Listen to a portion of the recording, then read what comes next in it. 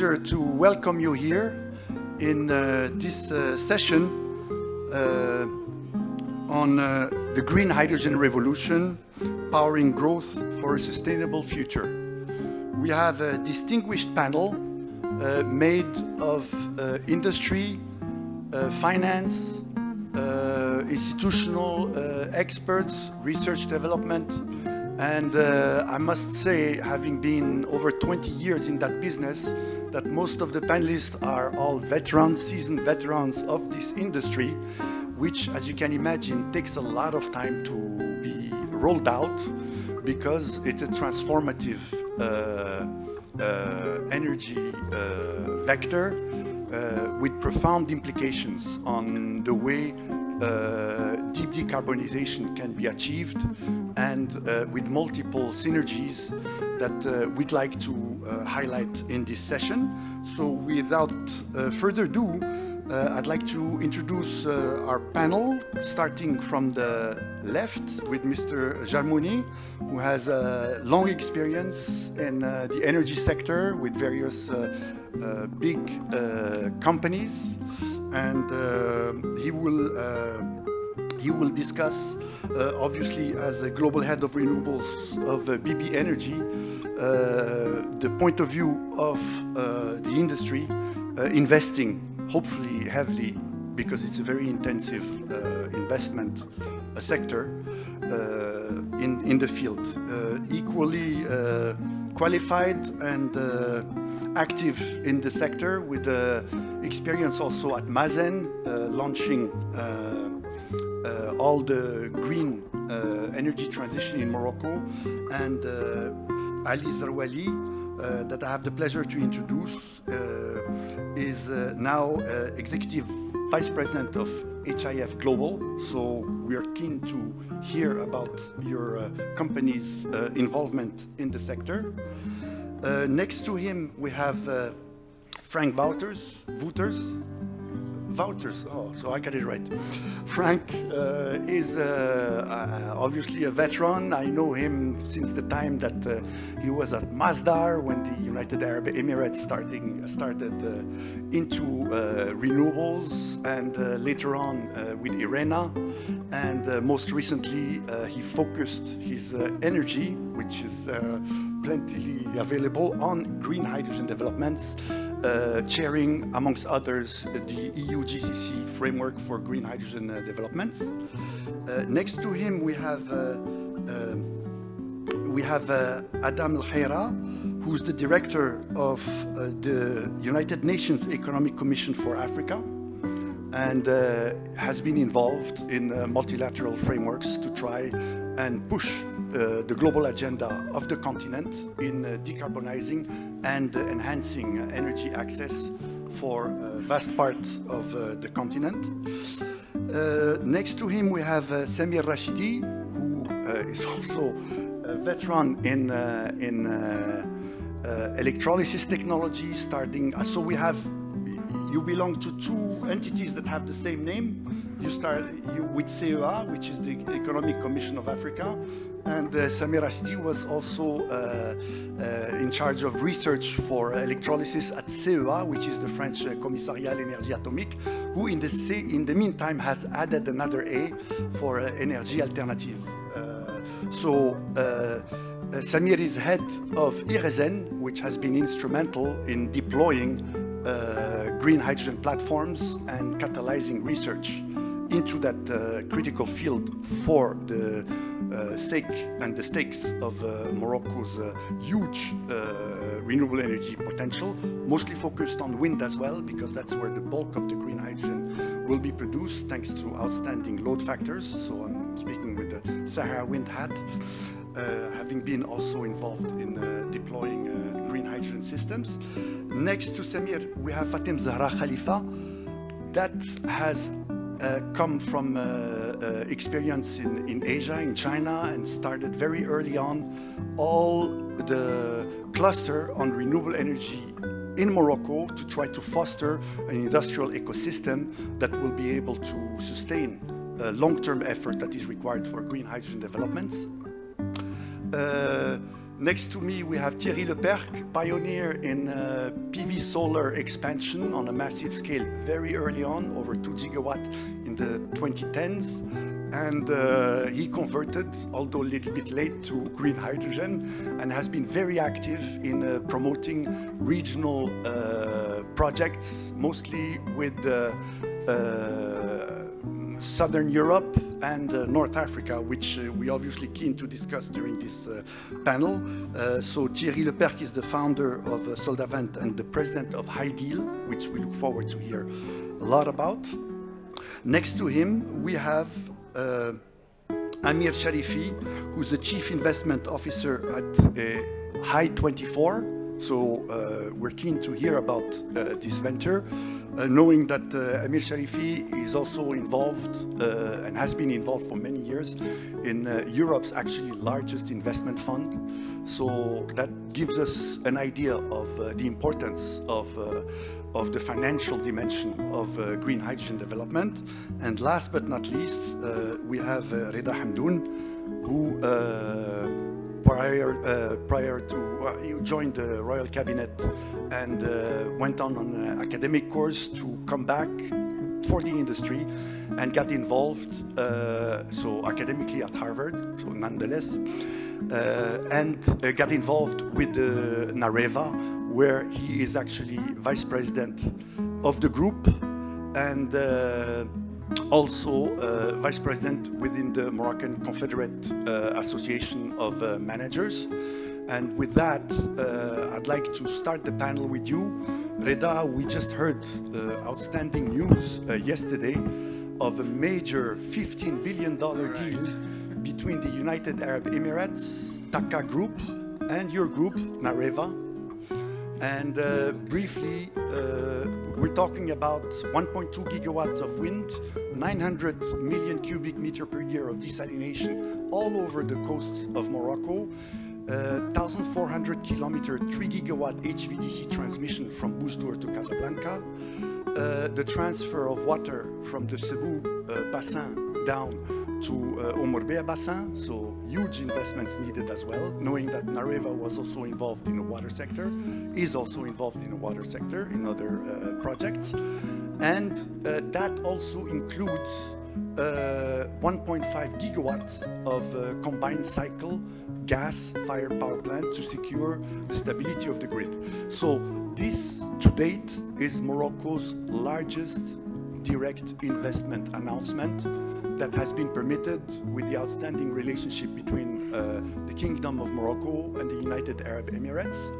And must I say, as we are in a hydrogen session, we haven't heard during the signature of the contract of the MOU with the Moroccan government, ONE, and the Mohammed VI Investment Fund, we haven't heard much about green hydrogen. And so my question to start the discussion, and we'll revert to you on the Q&A session right after, these two panelists, which we'll have to leave early on, is, first of all, you are involved in the Moroccan green hydrogen offer. If you can elaborate on your experience with that and how it is being implemented, and the potential synergies between the announcement of yesterday and massive investments and ongoing green hydrogen efforts by Nareva Group. Thank you. Thank you, Sibel Hamou. Very ambitious question, so thank you for that. But I want to start off by saying thank you to the audience for attending this session on green hydrogen. Always very encouraged when we see that the topic is still popular and attracts the interest of Moroccan citizens and beyond, because this is truly transformative source of energy for our country, and I'll come back to that. But most of all, I'm quite happy to share a panel with my friends here. We know each other quite well, and rather, I wouldn't call them veterans, I would call them pioneers. And I can assure that each and one of them are pioneers in the green hydrogen field, and we're all battling together to build this new sector for our country and to create jobs in the midterm. French for your hard question on the announcement yesterday. As you like. For obvious reasons. Bon, c'est pas le but du panel, mais quand vous avez posé la question, je vais répondre. Oui, c'est un investissement effectivement de grande ampleur qu'on fait avec TAQA dans le cadre de la coopération entre nos deux pays et avec un investissement institutionnel aussi du fonds Marine 6. Alors pourquoi cette annonce? C'est d'abord pour répondre à l'urgence énergétique et hydrique du pays, et aussi pour créer des infrastructures de transport, d'électricité et d'eau. C'est pas simplement un programme d'infrastructure où on rajoute aussi des capacités de génération d'électricité renouvelable ou bas carbone, c'est aussi un grand programme de cohésion sociale, de développement territorial et de transfert de technologies, puisque ici au Maroc on a la chance d'avoir développé des technologies de pointe. Nareva avec d'autres est la première et le seul développeur en Afrique à avoir développé la technologie ultra supercritique à Safiec. Safiec, c'est notre centrale thermique de SFI qui représente à peu près 20% de l'énergie marocaine aujourd'hui. Et puis on a la chance aussi à Nareva d'être aujourd'hui le plus grand opérateur d'éolien en Afrique, et aussi avec le plus grand parc éolien en Afrique à FT7 avec 400 MW. Et donc on veut on veut utiliser cette technologie qu'on a réussi à développer au service des besoins de l'État marocain avec notre partenaire TAR. Donc ça va nous occuper. Et on espère faire de bonnes choses en partenariat aussi avec tout le secteur privé marocain. Alors pour revenir à l'hydrogène, je pense que votre question était sur l'offre Maroc. On s'est réjoui que cette offre Maroc ait été structurée, puisqu'elle offre un cadre pour les développeurs pour aller dans ces développements assez risqués, puisque en tant que développeur, on doit supporter le risque financier, commercial et technologique associé à ces projets, mais on pense que le jeu en vaut la chandelle. Pourquoi? Parce que l'hydrogène est une molécule qui est non seulement là pour rester, car pour saisir, voilà une source vous appelez ça un vecteur énergétique, c'est tout à fait vrai. Voici un vecteur énergétique inépuisable, renouvelable. Vous avez simplement besoin d'eau de soleil et ou de vent, et d'eau et de terrain plutôt plat. On a tout ça dans notre pays pour faire une énergie abondante, renouvelable, et c'est le cas dans notre pays, compétitif. Compétitif parce que près de 60% du coût de l'hydrogène, c'est l'électricité. C'est pour ça que c'est les énergéticiens en général qui développent l'hydrogène. Donc quand vous avez de l'énergie pas chère, ce qui est le cas au Maroc, donc forcément vous aurez un hydrogène qui sera compétitif. Et on a la chance dans notre pays d'avoir les meilleurs vents du monde, avec le Chili, ce qui nous donne des facteurs de capacité assez importants. En d'autres termes, ça veut dire que nos éoliennes tournent tout le temps, surtout du côté de Dakhla, et donc ça vous donne un kilowattheure au final qui est extrêmement compétitif. L'autre composante, c'est les électrolyseurs, qui sont un peu plus chers depuis 3-4 ans. Les prix ont doublé, puisqu'on a à peu près $1 500 le kilowatt, et donc on a des marges, on a des gains de compétitivité à avoir là-dessus, mais de toute façon on sera dans le meilleur des cas à $2,5-3. Le prix moyen c'est $8 aujourd'hui, on peut le voir aussi sur les différentes auctions de European Hydrogen Bank, avec un prix médian en Europe de $8, donc on est plus compétitif que ça.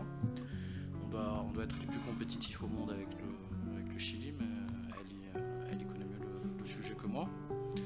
Et donc on va être compétitif par rapport à d'autres sources d'hydrogène vert. Est-ce qu'on est compétitif par rapport à d'autres sources d'énergie fossile? Non. On sera toujours plus cher que le gaz, surtout si le gaz est aujourd'hui à 35. Il est revenu à ces niveaux avant le conflit en Ukraine, à peu près $35 le mégawattheure.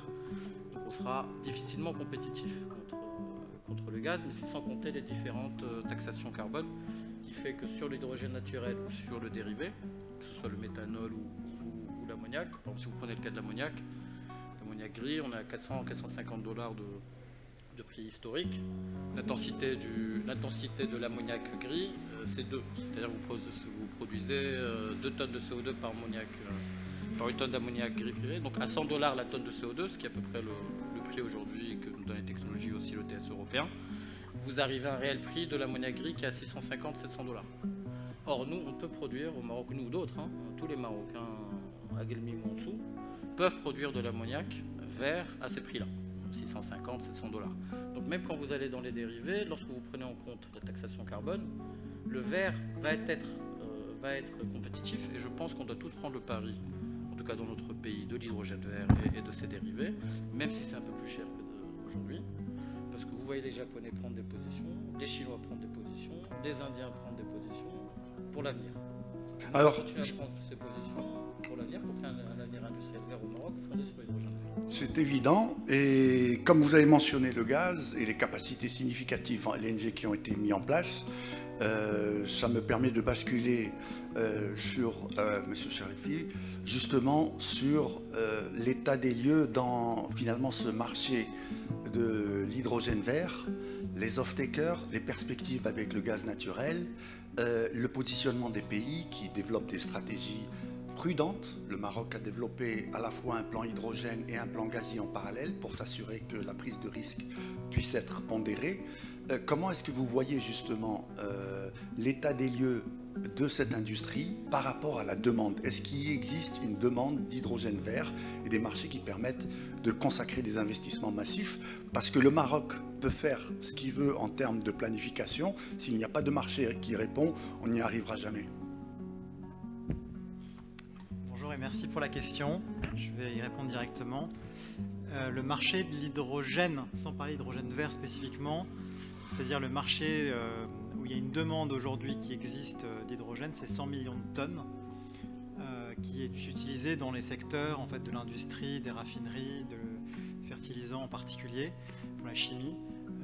C'est un marché qui est aujourd'hui soumis à des contraintes liées aux obligations de décarbonation et donc qui doit se réformer. Et donc on voit aujourd'hui, pour répondre à la question des off-takers, des clients en fait, aujourd'hui qui sont des grands consommateurs de cet hydrogène, qui ont besoin de chercher des sources d'hydrogène bas carbone et qui vont se tourner vers des technologies qui permettent de décarboner l'hydrogène. Donc on a plusieurs options possibles. Il y a l'hydrogène qu'on appelle vert, donc là produit par un processus électrolytique, comme le précisait M. Hamdoun, mais on a également l'hydrogène bleu où on va produire cet hydrogène-là et faire une capture du CO2.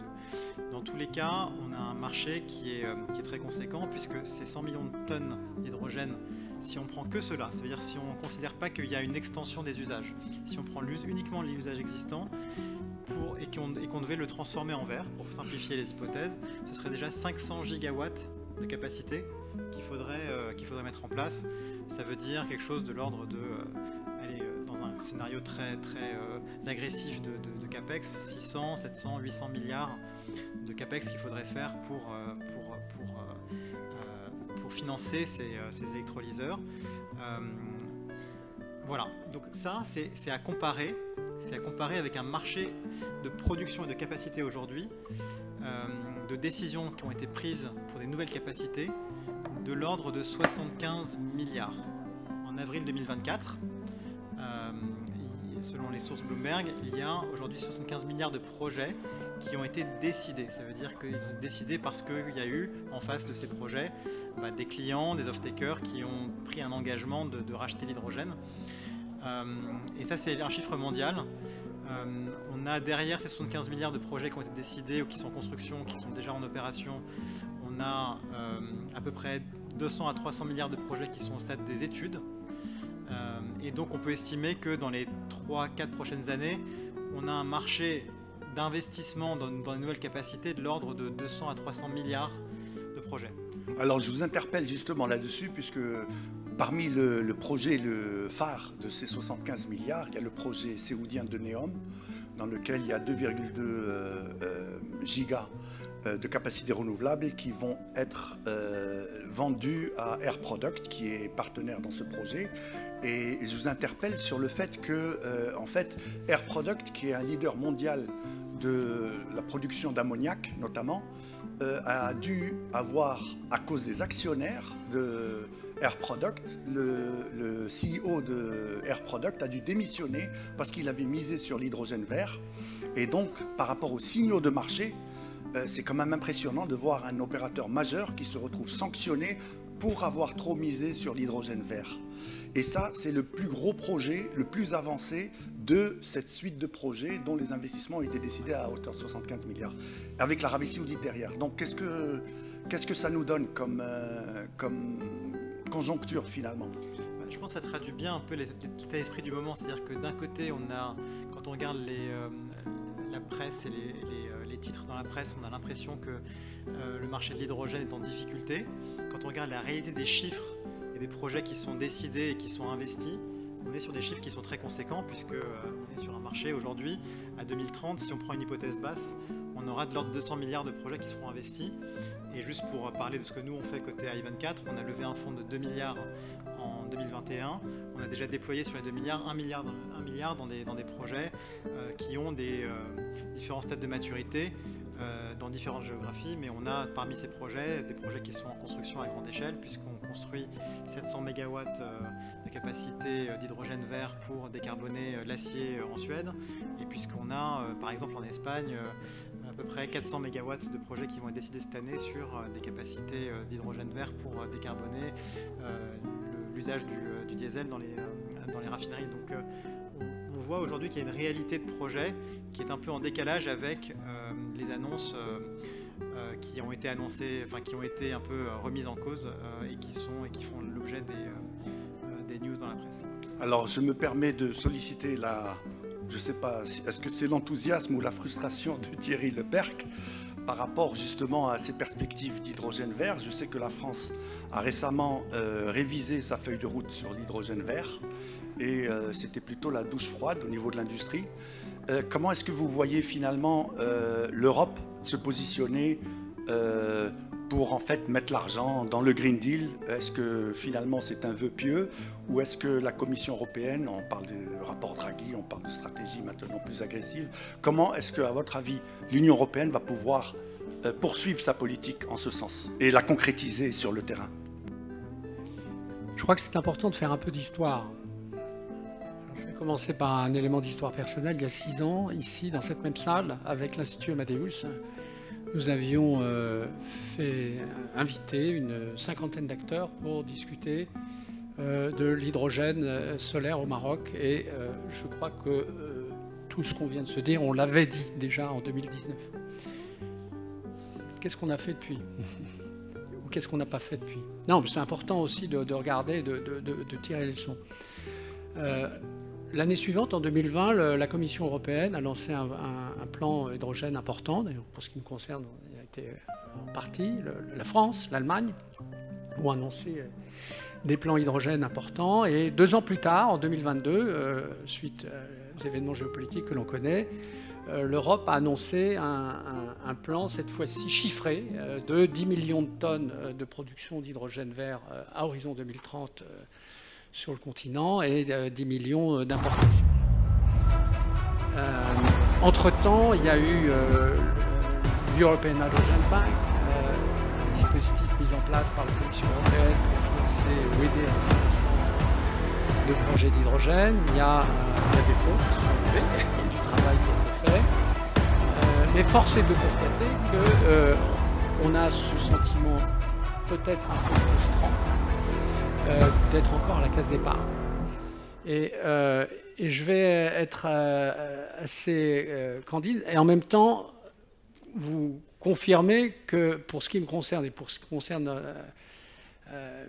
mes équipes et partenaires, la conviction est inchangée que l'hydrogène, c'est le nouveau pétrole. C'est le titre d'un livre d'ailleurs que j'avais écrit en 2019 et qui n'a pas vraiment pris la ride d'ailleurs.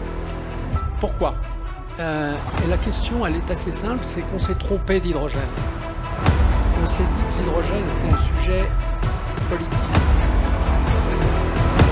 et qu'il fallait, à la base, c'est politique, enfin que les politiques décident d'un certain nombre de choses. Et les politiques peuvent faire des choses tout à fait souhaitables. Maintenant, c'est pas eux qui font l'économie et surtout pas les et les 20 millions de tonnes qui vont être enfin si, je peux dire, ça a été trouvé par des bureaucrates de moyen niveau, 5 minutes, zéro analyse, parce qu'il fallait communiquer sur quelque chose. En fait, il n'y a aucune réflexion d'aucune sorte de la capacité en France. Tous ces objectifs ont été faits pour... Qu'est-ce qu'il faut qu'on ait?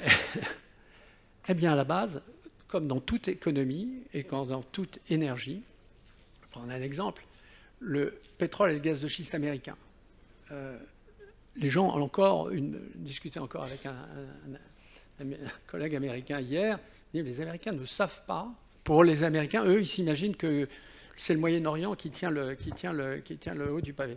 Les Américains ne savent pas qu'en une décennie, leur pays a grandi d'une Arabie Saoudite sur le pétrole et de Qatar sur le gaz.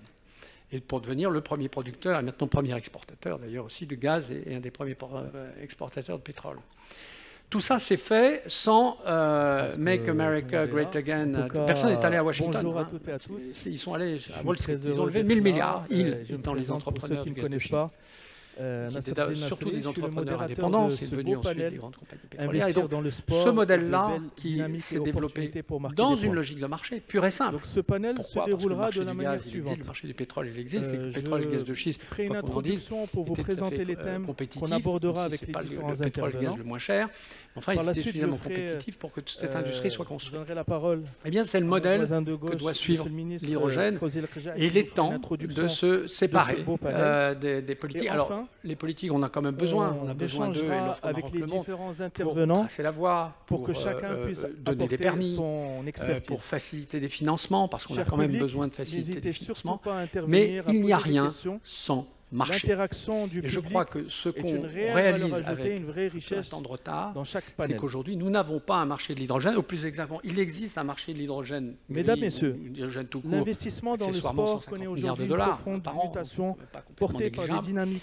Mais on s'est figuré que l'hydrogène vert ou l'hydrogène décarboné ne relevait pas d'une historiquement ancré dans les modèles et qui devait être développé désormais à l'innovation technologique. Je terminerai juste en disant un marché, c'est quoi? Diversification des revenus des producteurs et une qui internalisation produisent de manière accrue. compétitive. En Afrique, continent jeune et dynamique, le sport émerge comme un puissant levier de développement socio-économique capable de mobiliser des investissements massifs et de générer des retombées la réponse économiques. est, y a-t-il un marché pour Dans ce contexte, le Royaume du Maroc s'impose comme un acteur incontournable et un modèle d'excellence sur le donc c'est continent la africain. production. Donc Porté par la vision stratégique de Sa Majesté le Roi Mohamed VI, que Dieu l'assiste, il faut des le clients, Maroc mais les a su clients, faire du sport, ils sont assez notamment basiques. du Si on leur football, offre un produit, un véritable ou pilier des de dérivés, développement économique, social des carburants et culturel.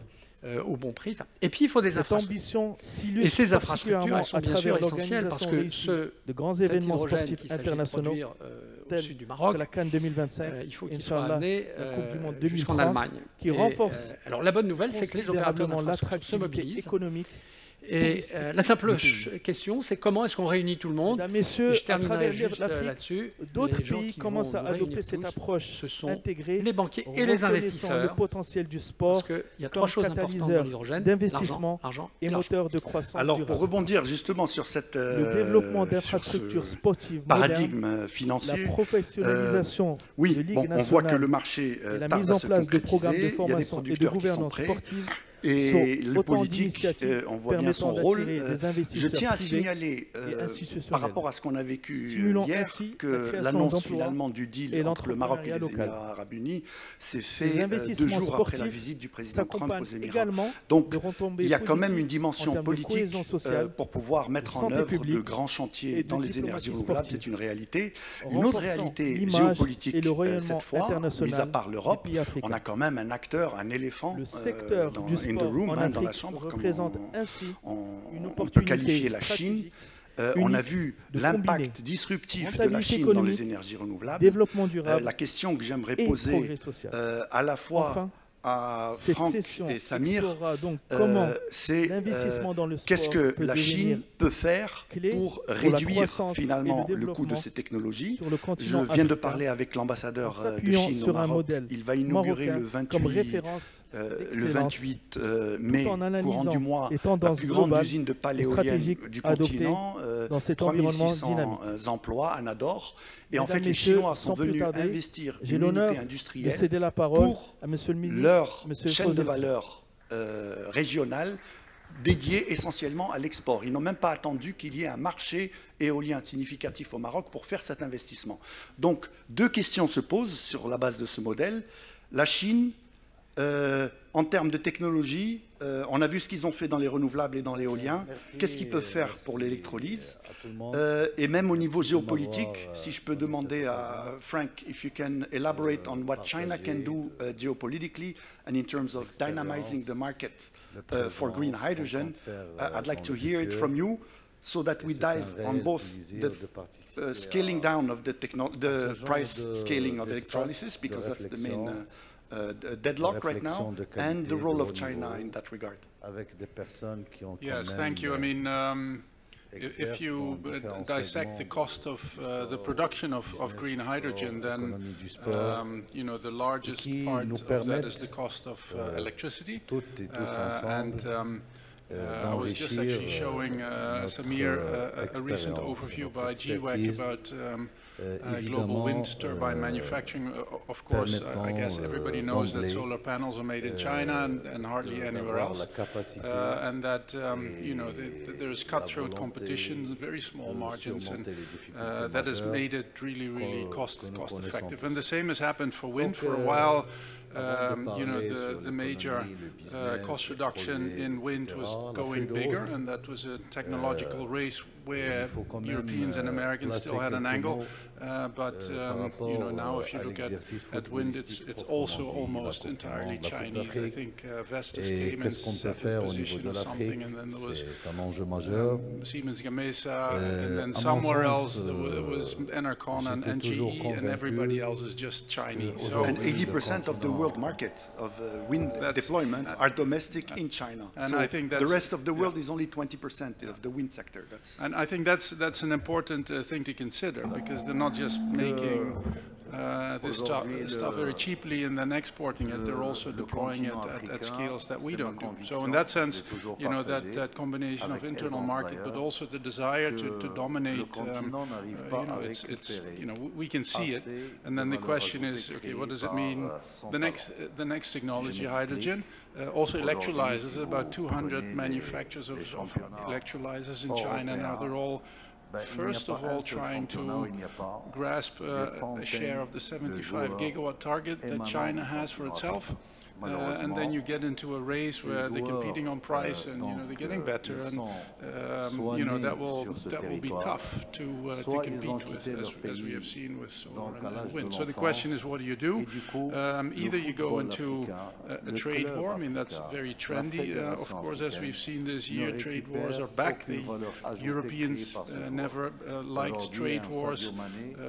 African countries probably are not strong enough to get into trade wars, but it's certainly something that if Europe wants to get not fully dependent on critical things like energy technology, which is of course a concern, because you can say, well, it's great that the Chinese make solar panels for whatever 10 cents per watt, and let's just buy it. You are getting dependent, and I think that's something that people are starting to realize more and more. So then the question is, okay, can you partner? Can you set up joint ventures? Can you get you know, the investments in factories in your country? And I think that's what people are looking to do. And I think in terms of, you know, the geopolitical landscape that we've seen unfold in the last couple of months makes people rethink almost everything. And where maybe last year you were thinking, do we want to set up a JV with a Chinese company as a country? You know, maybe that's a different perspective right now. So I do think there is opportunities. Well, definitely. When it comes to Morocco, we have very interesting experiences with JVs, mostly on e-mobility and battery, gigafactory planned in Morocco in JV with China, with local actors. So this is very promising, because obviously it's also LFP technology with the phosphate being available in Morocco.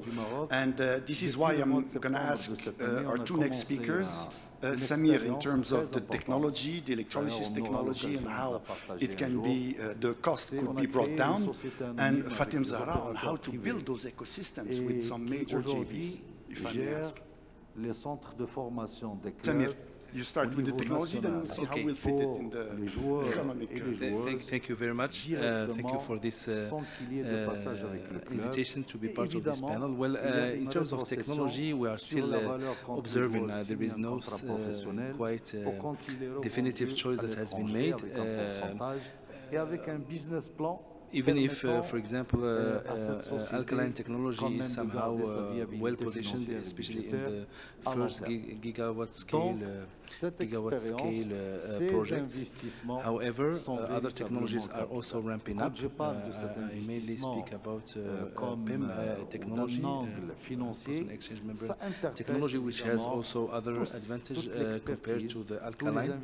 Alkaline technology is like approximately 100 years old technology, so this is also a proven technology. This is why I would say it has been chosen for the large-scale project. It's been also deployed at a bigger scale, and it has probably a drawback, which is the adaptability to the variability of the resource. But this is somehow, when we speak about that with the other research center, it's also probably a myth. It's also a technology that could be adapted also to variable electricity. Other advantage would be mainly the efficiencies and also output in terms of kilogram of hydrogen or tons of hydrogen per megawatt installed capacity of electrolysis. PIM technology is also a promising technology, higher efficiency, lower footprint as well. But sometimes footprint is not an issue, especially if you deploy at geographies where space is not an issue, especially south of Morocco, for example. But then we see also other developments of new technologies that could probably accelerate the deployment. PIM technology is also, to compare, is around somehow 30 to 40 years now of development. So it's still considered also as a mature technologies. However, we are now seeing, we were following the high temperature electrolysis, which is the SOIC, solid oxide electrolysis technology, which has been also under development, and also some of companies and startups are accelerating the pace of development, the technology roadmap.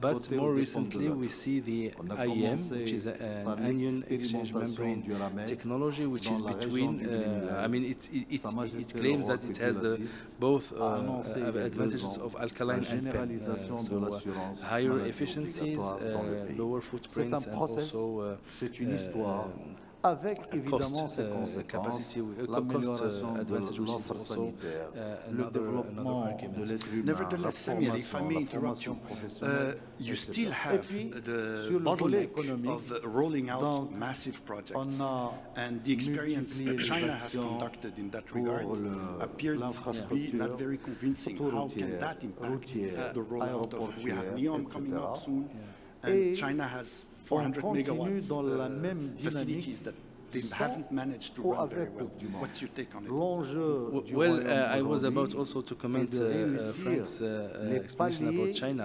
I have a small story to tell you. 5 years ago, as part of our work, we are developing small-scale electrolyzers or infrastructure for the sake of a small-scale green ammonia pilot plant around 4 megawatts electrolysis capacity. We have done some inquiries with of course, European manufacturers at that time, but also Chinese. And at that time, I had a quote, thank you, a quote of a Chinese manufacturer of 10 times less than the EU. Of course, quality, etc., is still to be confirmed, but anyhow, but with the story of PV, we know that China will finish by getting there anyhow. And I think, in my opinion, the pace for electrolyzers is even higher. They are ramping up very quickly. They have a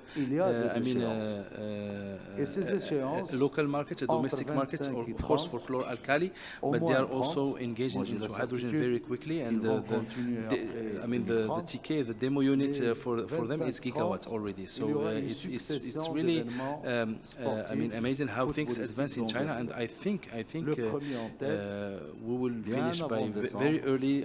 Probably what has been happened to the PV now. Frank has spoken about the wind market. Will happen very soon. I think in PV it took probably 10 to 15 years for China to take over.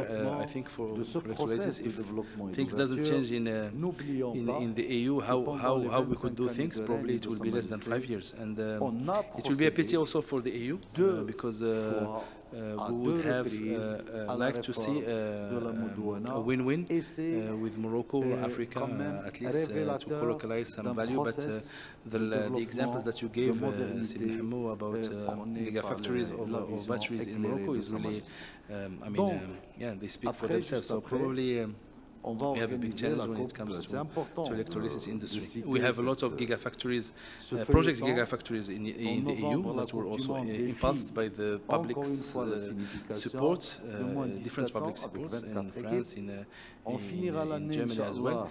But yeah, we had some bad news about other electrolyzer manufacturers that are now going bankrupt, which is somehow was foreseen when you see when you know somehow the dynamics of the market. But anyhow, I think we need to see how we could do to have a regional probably industry if we don't want to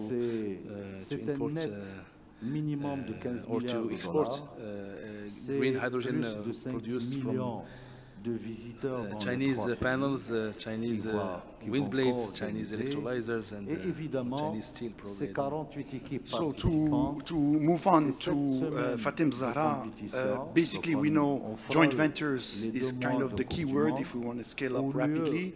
And I'm going to ask also our two remaining speakers from the industry to give us their inputs on how they see the sector, and we'll see institutionally how Africa can position itself on transitioning rather rapidly on the leveraging of its tremendous both renewable and mineral and natural resources. So Fatem Zahra, how do you see an ecosystem as Morocco has achieved in the automobile sector, for example, or in aeronautics, concretized in this critical sector? We have one of the largest off-taker of ammonia. How can all this be put together without taking the risks of massive potential failure if the technologies are not there? Thank you for this question. Is one of the most important challenges is how to create value about all the projects, about all the numbers that have been shared by my friends. So it's important to come back to Morocco. We've heard 100 million tons, 800 milliards all over the world, but where is Morocco? For that, I will switch to French. And je pense que c'est important de vraiment savoir où est-ce que le Maroc est en train vers quelle direction on se dirige. On l'a vécu avec les énergies renouvelables en 2010, donc on a lancé des méga-projets. On a travaillé sur le volet intégration industrielle pour justement créer une vraie industrie qui puisse accompagner l'émergence de la stratégie nationale. Et quand on parle de stratégie d'intégration industrielle, c'est vraiment une stratégie intégrée qui comprend et l'industrialisation locale, la formation, la création d'emplois, le développement local. Et pour nous, en tant que cluster énergie renouvelable, le plus important, c'est ce qu'on crée en termes de richesse locale, indépendamment des milliards d'investissements. Et comme a dit monsieur, l'argent. Effectivement, c'est important, mais c'est aussi important pour nous en tant que Marocains de voir ce qu'on peut y gagner, au-delà de l'option la plus facile qui est aujourd'hui d'être sur de l'offshoring, donc produire et exporter. Je pense que c'est important aussi de capter une part de ces investissements. Ensuite, c'est une équation très difficile parce qu'en même temps, on est très exigeant avec aujourd'hui les développeurs, comme l'a dit Reda, qui prennent ce risque-là pour positionner le Maroc sur une autre, on va dire, dimension, d'être parmi aujourd'hui les plus grands. On est aujourd'hui, qu'on le veuille ou non, à l'international, donc dans les congrès auxquels on assiste, on parle du Maroc, ce qui n'a jamais été le cas. Dernièrement, on était à Munich à Intersolar, qui est l'un des plus grands salons de l'énergie renouvelable. Le Maroc n'a jamais assisté aux négociations, aux panels. Aujourd'hui, on a un pavillon Maroc.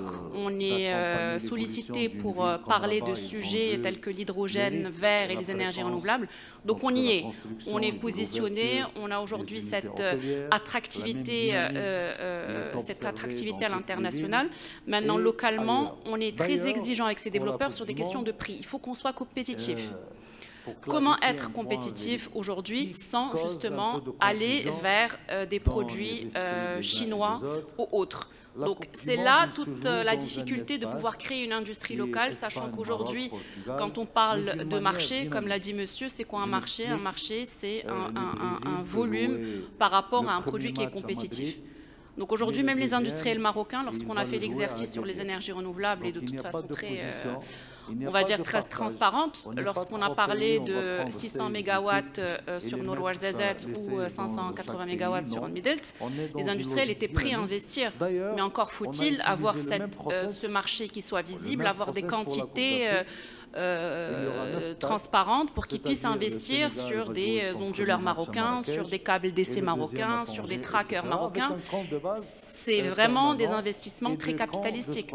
Donc quand on parle d'automobile ou d'aéronautique, c'est un modèle complètement différent. Déjà, on est sur des technologies qui ne vont pas évoluer comme le solaire. Aujourd'hui, on est sur une technologie X. Demain, le marché va évoluer vers une nouvelle technologie. Donc comment pousser des industriels marocains, fragilisés aussi par des épisodes Covid, etc., à investir sur des technologies sur lesquelles on n'a pas de vision en termes de développement, en termes de prix.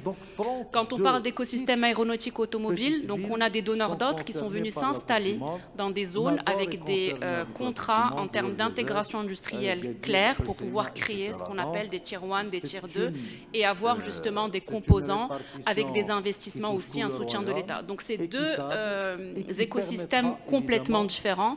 Maintenant, il faut trouver le bon, on va dire, le bon dosage. Donc entre continuer à importer des choses sur lesquelles on ne sera jamais compétitif, effectivement, mais travailler sur des composants ou sur des industries à forte valeur ajoutée sur lesquelles on peut évidemment avoir une valeur ajoutée, avoir aussi avec l'opportunité du Green Deal, le transport et les taxes carbone favorisent dans une moindre mesure certains composants marocains. Donc je pense qu'il faut vraiment trouver le bon dosage et la bonne stratégie et aussi ne pas et aussi se souvenir de ce qui s'est passé lors du Covid, où on s'est rendu compte qu'on était complètement dépendant de la Chine et que pendant toutes ces périodes-là où les chaînes logistiques étaient interrompues, tous les projets solaires étaient en stand-by au Maroc. Donc, très bien, c'est une bonne passerelle pour justement avoir le retour des opérateurs et leur avis finalement sur cette offre au Maroc et sa capacité à mettre en place des grosses joint ventures, des écosystèmes industriels. Donc, je vous demande, César Wali, quel est votre avis? De quelle manière est-ce que, finalement, sur la table, on a cette offre au Maroc? De quelle manière les opérateurs serait en mesure, accompagné par les autorités, de mettre en place justement des gigafactories en électrolyseurs. Je sais que les énergies renouvelables sont en train de suivre inexorablement, ils sont dans une bien meilleure position.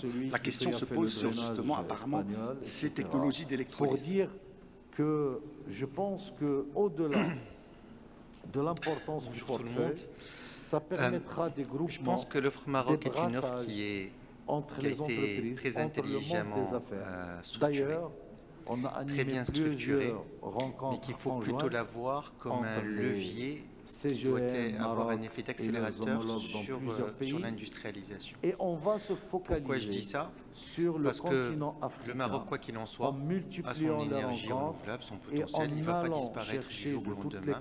Donc la part de marché que captera le Maroc au niveau de l'hydrogène mondial, il le captera. Maintenant, est-ce que ça sera en 2030, en 2040, en 2050? Tout dépend du rythme auquel le Maroc va avancer. Mais il est indéniable que le Maroc va capter entre 4 à 8% de l'offre d'hydrogène mondiale.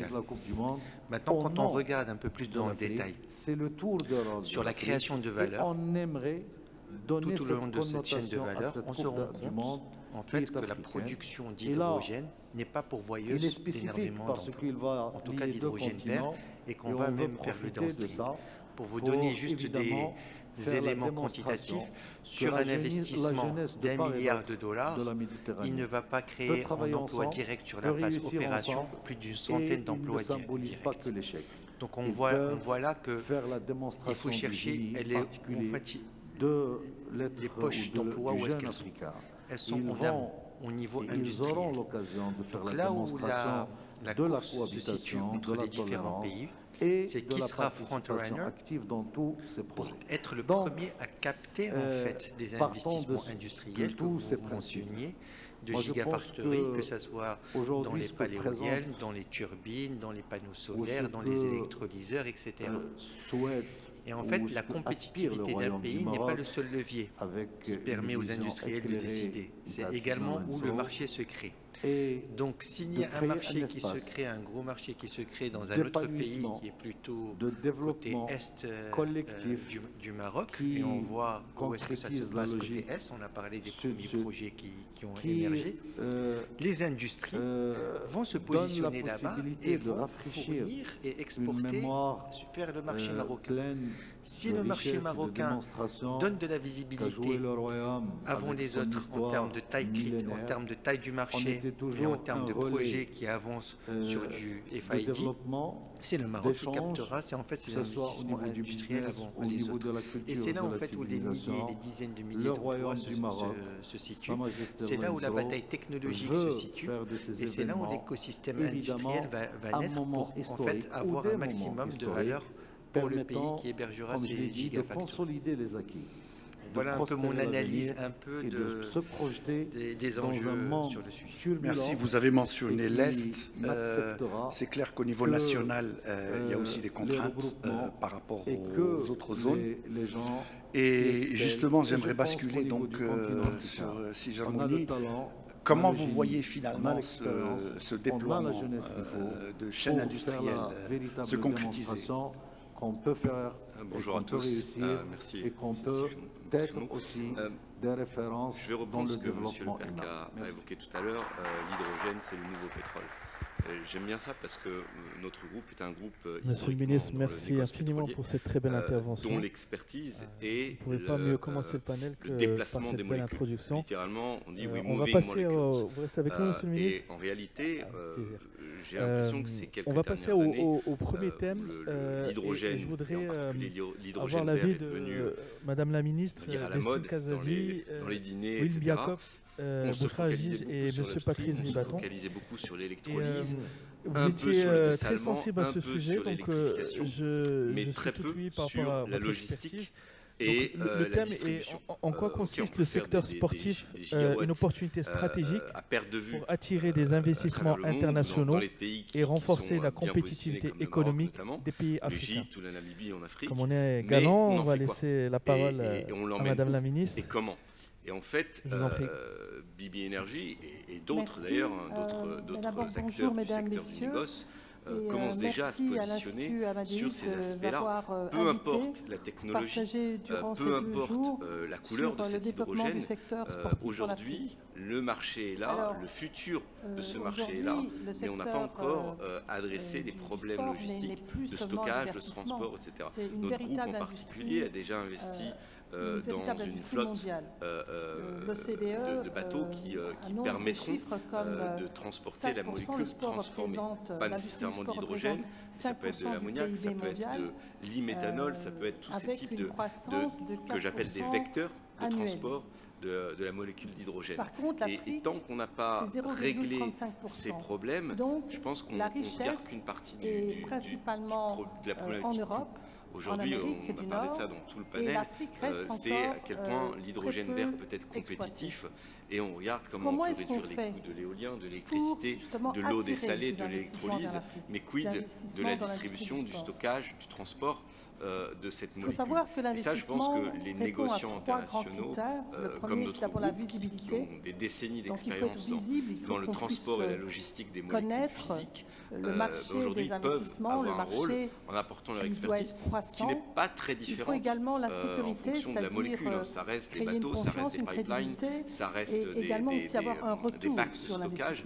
Et c'est là-dessus, nous, on espère apporter notre pierre à l'édifice de la compression des coûts. On parlait récemment à nos amis de l'OCP ici, qui vraiment nous disaient chaque centime compte pour pouvoir être compétitif, pour pouvoir progressivement switcher de l'hydrogène normal ou même de combustible, je dirais, beaucoup plus traditionnel ou carboné, vers l'hydrogène vert.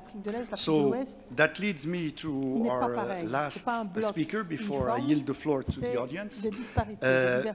There is a dual dimension molecule that can be shipped and molecules that can be piped. And the main advantage that Morocco has is its proximity with one of the largest potential green hydrogen markets with the Green Deal, is the prospects of piping green hydrogen to Europe. I know that our government has been very active on the continent in trying to extend pipe infrastructure from Nigeria all the way to Europe via the west coast of Africa. And the Moroccan green hydrogen offer has come in parallel with this vision to make sure that a parallel network can be rolled out with this infrastructure.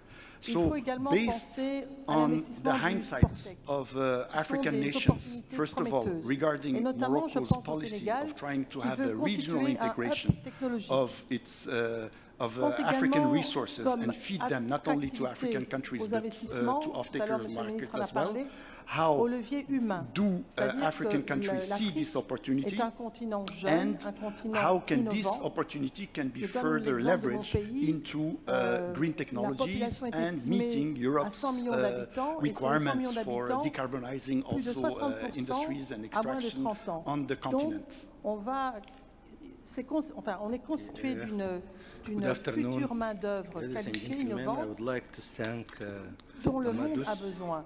Mais également, il faut investir dans la formation à travers des écoles sportives, à travers des centres de formation, et aussi travailler sur l'inégalité hommes et femmes. Et notamment encore pour revenir au Maroc, puisque nous sommes au Maroc, ils ont investi énormément dans le football féminin, qui est un véritable challenge, un véritable défi, et qui est porteur de croissance, en sachant que l'Afrique aussi est constituée d'une grande majorité de femmes. Également, des personnes à mobilité réduite qui, à travers le sport para-olympique, peuvent également trouver une insertion et une inclusion dans le monde économique. Je pense également aux infrastructures. Les infrastructures sont très importantes. Derrière le stade, tout à l'heure on parlait des créations de stades pour la Coupe du Monde. Dans chaque ville du Maroc, il y aura, je crois, 2 à 3 stades construits. Mais derrière les stades, il n'y a pas que la construction du stade pour l'événement, pour la grande compétition qui aura lieu en 2030, mais il y a également tous ces secteurs annexes qui vont avec le stade. Donc quand on construit un stade, quand on construit des infrastructures importantes, il y a tout un agenda derrière.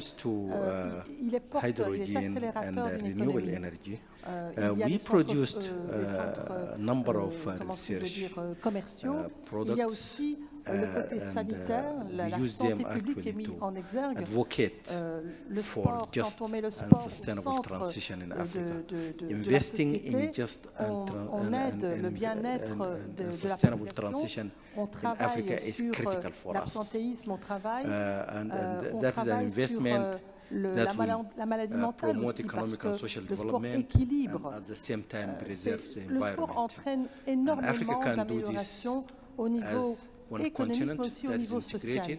Je pense également aux valeurs. Quand le sport est au centre d'une société, il véhicule des valeurs importantes. L'esprit d'équipe, la compétitivité, la cohésion sociale, la cohésion entre les personnes, c'est extrêmement important. Donc, il y a moyen d'attirer des investissements par le sport et constituer une importante croissance qui peut se faire s'accélérer au fur et à mesure du temps.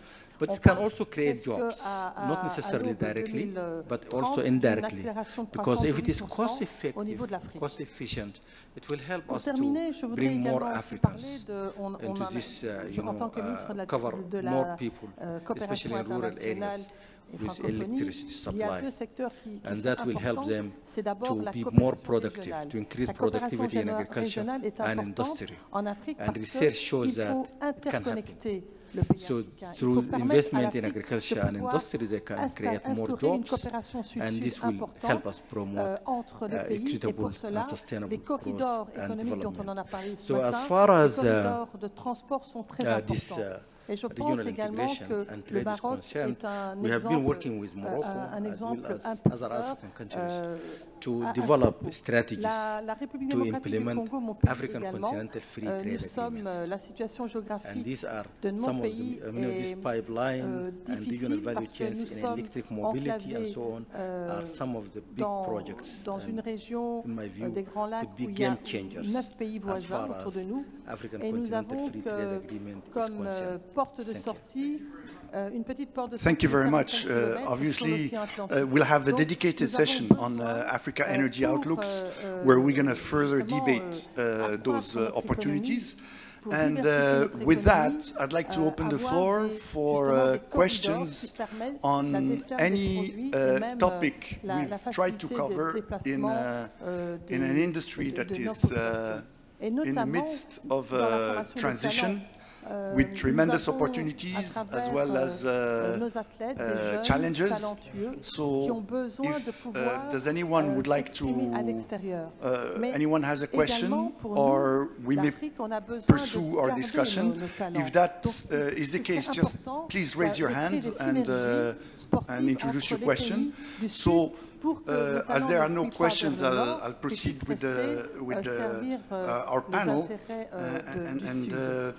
Basically, what we have is a strategy on how the most competitive green hydrogen that can be delivered to the markets, unfortunately, requires a scale with infrastructure, pipeline infrastructure, that doesn't fit the timing of the market, the offtake market, which is one of the main drawbacks.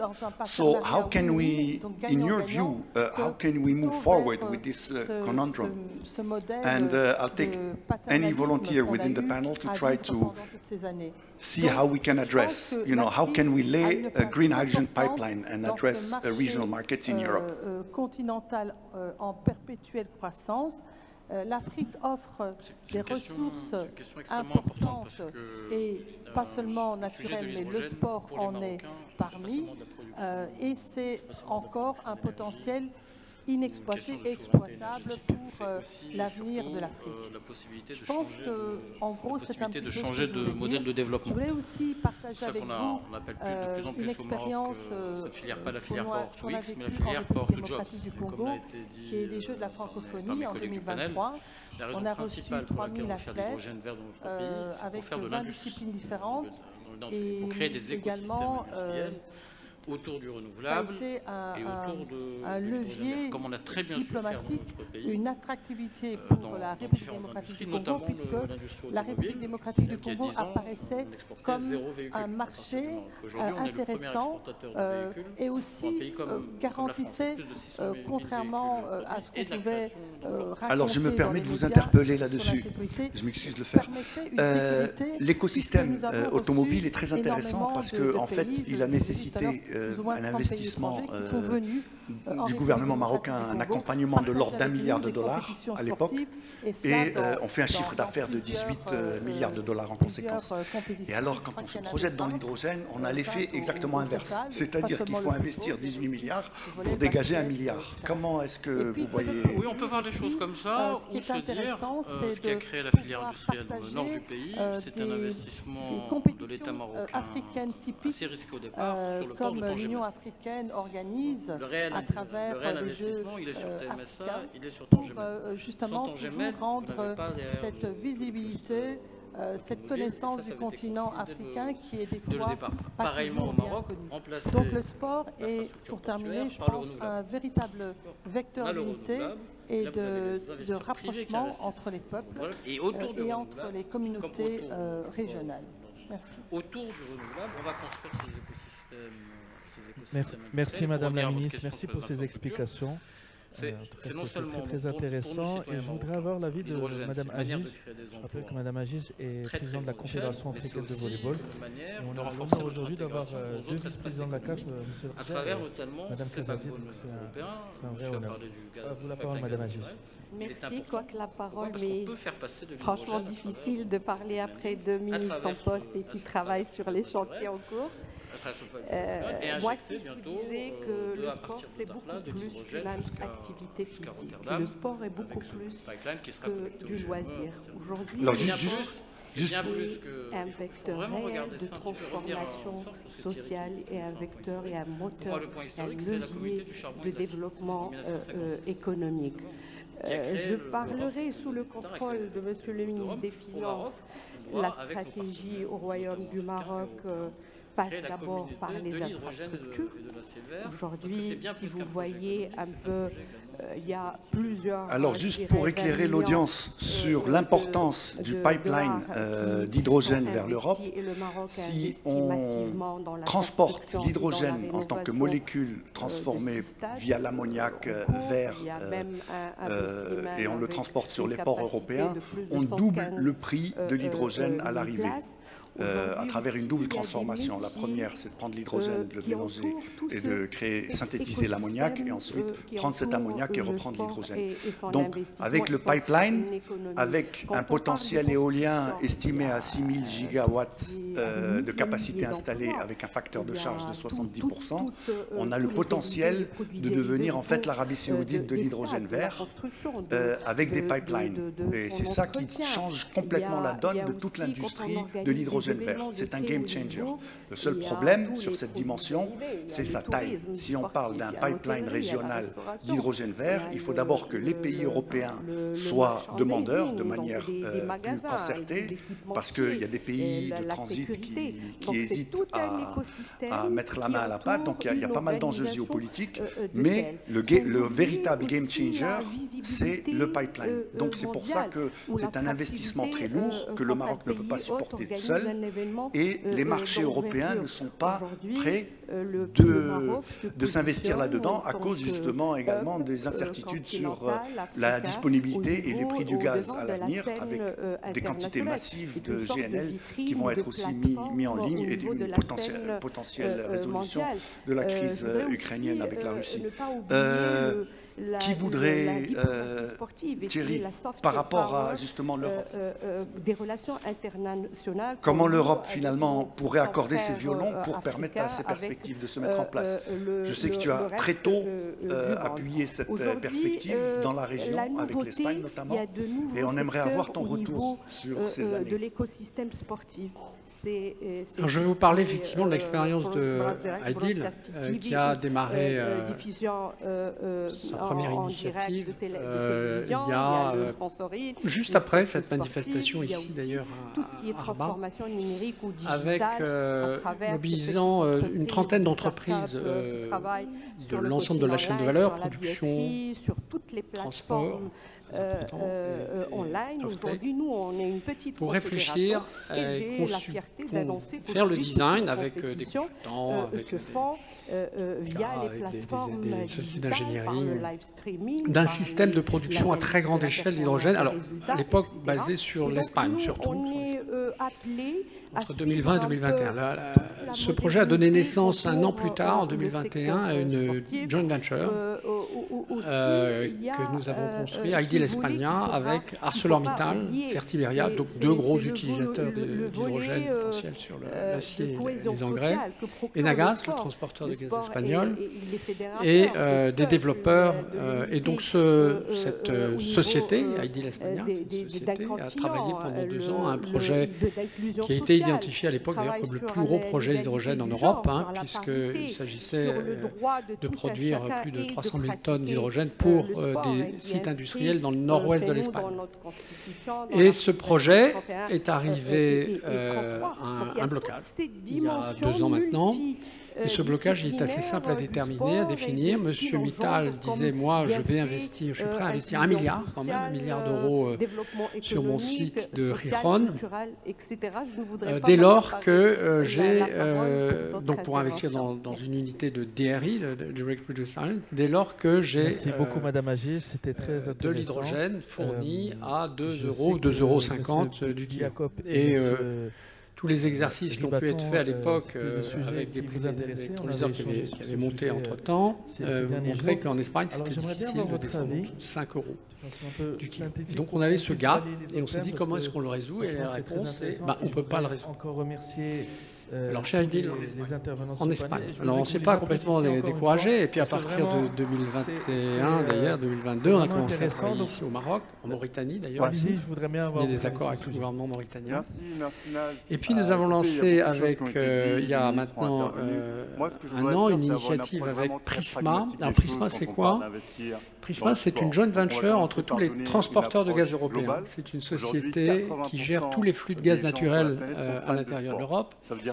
Et c'est une société qui a aussi, pour le compte de la Commission européenne, monté une unité, une plateforme d'agrégation qui s'appelle AggregateEU, pour le compte de la Commission européenne, qui réunit producteurs et consommateurs de gaz naturel.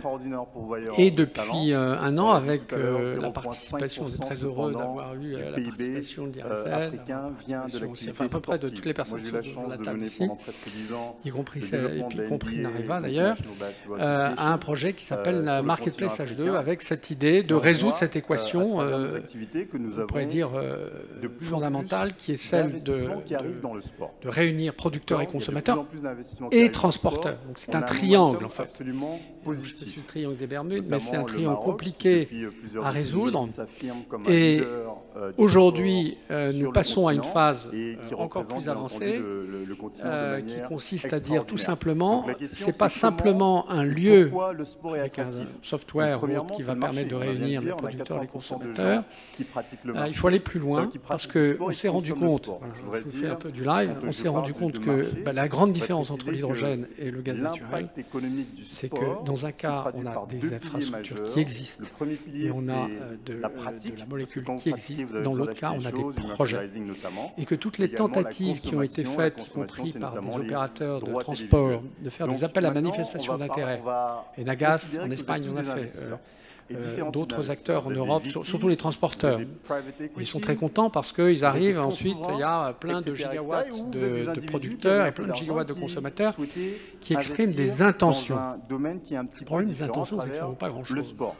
Et qu'aujourd'hui, nonobstant ce que disait Amir, enfin, l'hydrogène pour l'essentiel, reste, et c'est son drame, au-delà de quelques projets quand même qui sont lancés, qui sont financés, mais enfin dans l'ensemble, il reste au niveau de projets et de projets non financés. Pourquoi? Parce que les banques, c'est très simple, les banques aujourd'hui, les banques et les investisseurs restent sur le côté parce que le modèle économique n'est pas complet, parce que les infrastructures ne sont pas là.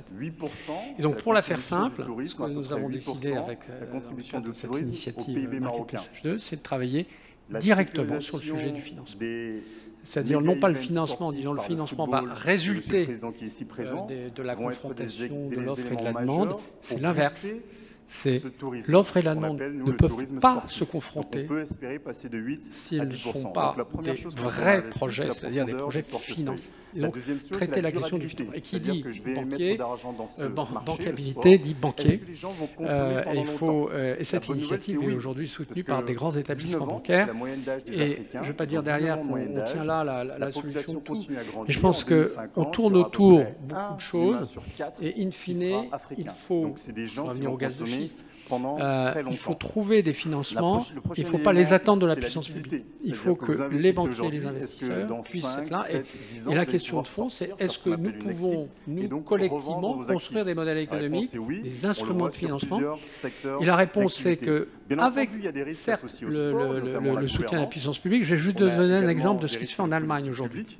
Le gouvernement allemand a lancé ce qu'il appelle un fonds d'amortissement qui est en fait un fonds de dette financé. Donc là, on n'est pas dans les subventions. Je mets de côté d'autres initiatives allemandes qui sont des initiatives de subvention, mais ce fonds de dette qui va être financé par une banque publique, la KfW, qui va permettre de mettre en place un prêt qui va financer les projets, en l'occurrence d'infrastructures hydrogène, donc de transport, de pipeline, qui seront non compétitifs, on le sait, pendant un certain nombre d'années, mais qui va se rattraper, si je puis dire, dans 10 ou 15 ans, dès lors que les volumes seront là.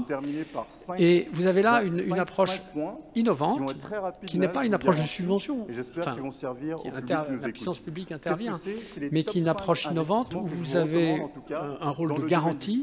Si le truc marche correctement, ça aura coûté 0 €, 0 centimes au gouvernement allemand et ça aura permis d'abonder des infrastructures dans les premières années où elles ne seront pas compétitives. Bien, on en est là aujourd'hui, je pense, dans le monde de l'hydrogène, où il est temps de s'appuyer sur les banquiers, de s'appuyer indirectement sur les pouvoirs publics, sur ce qu'ils peuvent faire, et surtout de mettre en place le plus rapidement possible ces financements. Parce qu'aujourd'hui, il y en a marre d'attendre. Je veux dire, là-dedans, on en est tous là, on est vraiment tous très impatients, et les besoins sont là.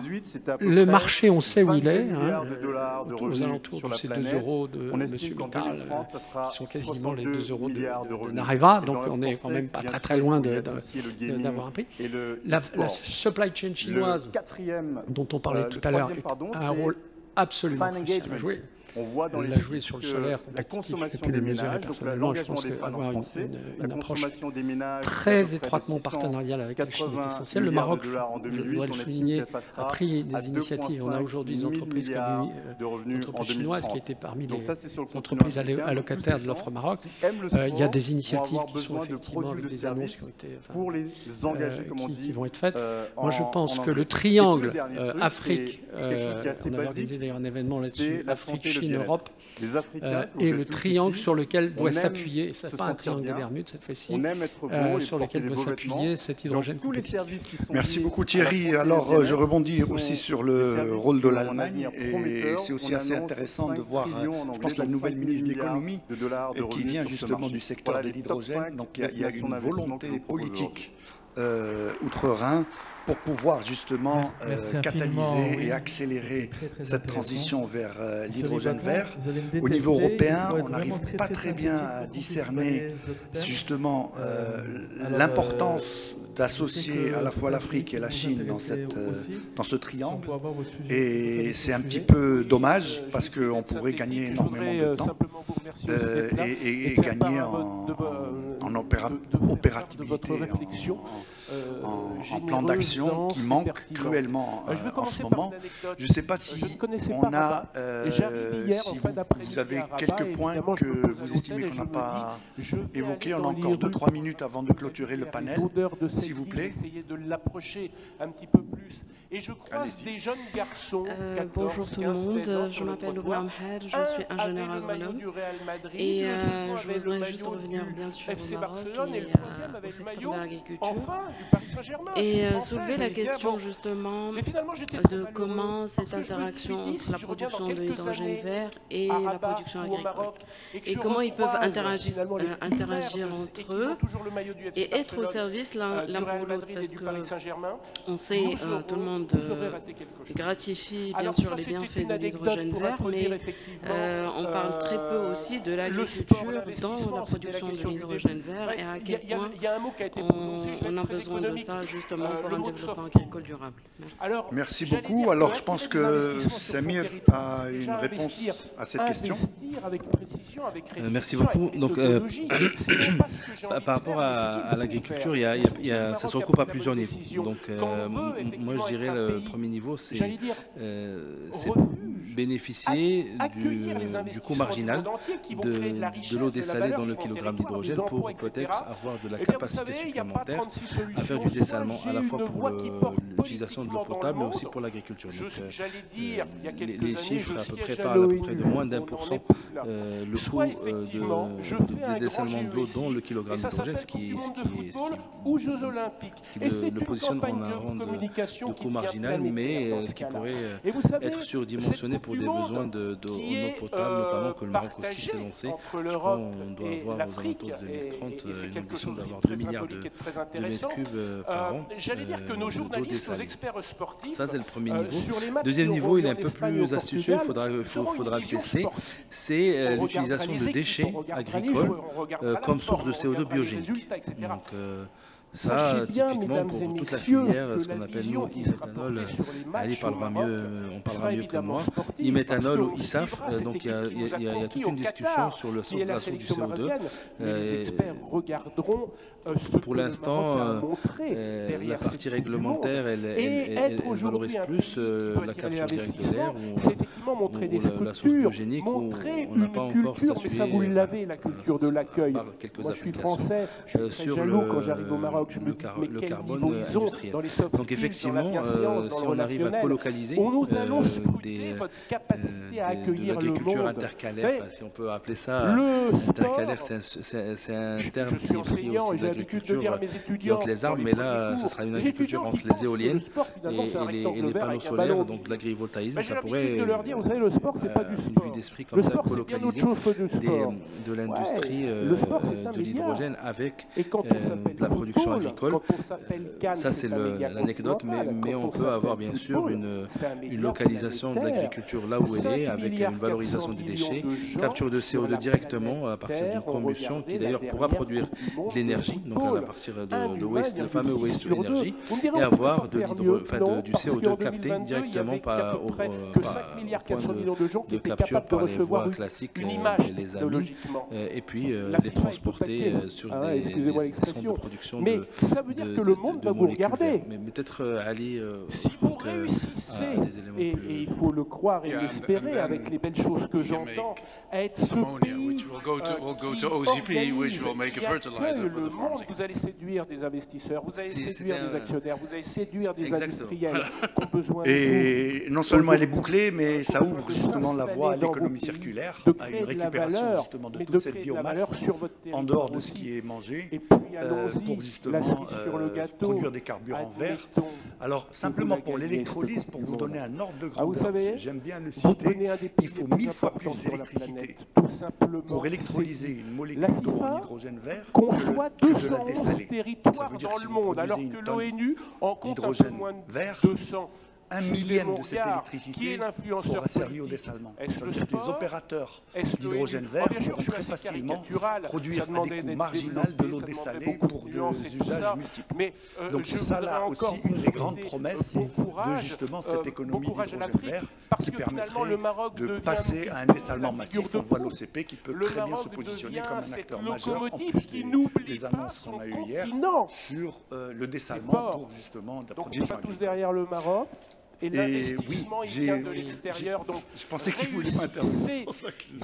Vulgairement, votre campagne médiatique, la plus grande campagne médiatique. Imaginez un peu, je conclurai là-dessus. Il a complètement raison, mais il a oublié de mentionner qu'il y a un éléphant de promotion dans le monde entier. Dans la Chambre. Un gros, qui est le cadre réglementaire. En fait, théoriquement, oui, les résidus de la biomasse et de l'agriculture peuvent servir à produire du méthanol. Sauf qu'il y a des sujets de deliberate combustion, non-deliberate combustion en Europe. Donc, ce qui fait, pour utiliser ces résidus, il faut les mettre dans un boiler, mais il faut vendre l'électricité à une tierce partie pour pouvoir utiliser le CO2 qui, de toutes les manières, sort. Donc, c'est un peu, l'ingénierie réglementaire autour de ça est vraiment compliquée. Et donc, pour juste peut-être un résumé de ce qui vient de se dire, j'entends en fait la dimension commerciale, la dimension financière, que en fait toutes ces dimensions qui entravent le développement de l'écosystème de l'hydrogène vert et de ses dérivés. Mais le vrai éléphant dans la Merci Monsieur Ribaton, merci pour l'anecdote. Qui a été mis en place, on était à 2 doigts de gagner la Coupe du Monde en 2022, entrave le développement de cet écosystème. Et sans une réelle coopération entre le Maroc, pays producteur, et l'Europe, pays off-taker, on a un thème qui nous intéresse, nous tous Marocains, et vous êtes la personne la mieux placée pour y répondre. Et je peux en citer un, par exemple. Selon vous, comment la stratégie marocaine portée par la vision de Sa Majesté, le roi Mohamed VI, que Dieu l'assiste, en matière d'investissement sportif, peut-elle servir de modèle pour stimuler l'investissement sportif pour caricaturer, j'accepte votre hydrogène vert si vous fermez votre usine 4 mois dans l'année. Elle ne fonctionne pas 4 mois dans l'année, elle fonctionne... Donc 8 mois dans l'année, j'accepte. Mais si elle fonctionne 12 mois dans l'année, j'accepte pas. Pourquoi? Bon, c'est un peu caricaturé. Mais ce qu'elle dit, c'est que je veux du hourly matching. C'est-à-dire comment on dit en français du hourly matching? Du matching horaire sur l'électricité. Donc l'électricité que vous produisez dans 1 heure, vous pouvez l'utiliser dans votre électrolyseur et pour produire de l'hydrogène vert. Dans les pays où il y a le facteur de charge est le plus élevé dans le monde, comme le Maroc ou le sud du Chili, on ne peut pas dépasser les 65 à 70%. Donc, ce qui veut dire que si j'utilise l'électricité de manière horaire, je ne peux faire fonctionner mon usine d'électrolyseur et mon usine de méthanol et d'ammoniac que 65 à 70% du temps. Donc ça veut dire que je la ferme un tiers du temps, donc 4 mois dans l'année. C'est pour ça que je caricature. Alors que les enjeux sont différents. Si on disait que dans un pays producteur comme le Maroc, on peut dire qu'il nous faut un minimum de 2 tiers de hourly matching. Et derrière, on peut avoir un tiers de yearly matching. Qu'est-ce que ça va faire? Ça va faire qu'il y a des projets hybrides qui vont se développer, mais avec des connexions sur les réseaux pour pouvoir signer des green PPAs et pouvoir faire fonctionner son usine à 100%. De facto, le prix des dérivés peut baisser de près de 50%. Parce que si j'utilise mon usine à 100% du temps au lieu de 80% du temps, finalement, je peux réduire mon coût de l'hydrogène d'à peu près 30 à 50%. Et donc la valeur à l'usage, ce qu'on appelle de value in use de l'hydrogène vert, VS le coût de production, et ce gap qui persiste peut être bridge. Donc il faudrait en fait que des pays producteurs comme le Maroc aillent vers la Commission européenne et leur expliquent que les enjeux sont différents et que si on veut en fait déverrouiller et permettre le développement à grande échelle, mais je peux en citer beaucoup d'autres des entraves que le Maroc peut pousser au niveau de la Commission européenne et qui ont un impact sur la compétitivité de la production. C'est ce genre de sujets qui doivent être poussés, je voulais dire ça. Donc de l'innovation réglementaire qui est absolument nécessaire pour faire décoller la filière. Je viens moi-même je suis moniteur de technologies qui sont financées par la Commission européenne. Je dois dire qu'en termes de carburant, d'aviation par exemple décarboné, il y a des technologies maintenant qui commencent à apparaître où on cherche une source de carbone et on produit de l'hydrogène et on arrive à produire du SAF, Sustainable Aviation Fuel, avec des marchés énormes à venir. Donc il y a à la fois des technologies qui se développent et c'est clair que le réglementaire doit se développer de manière significative. Je vous remercie. D'abord, je tiens à remercier tous les membres de notre panel pour leurs interventions et je vous remercie pour votre attention pendant cette session qui, j'espère, a pu nous éclairer sur de quelle manière on pourrait procéder pour pouvoir justement atteindre des objectifs très ambitieux et des perspectives très prometteuses pour non seulement le Maroc, le continent, mais aussi le reste du monde. Je vous remercie pour votre attention. De discussion autour des problématiques de développement où l'être humain est le centre, évidemment,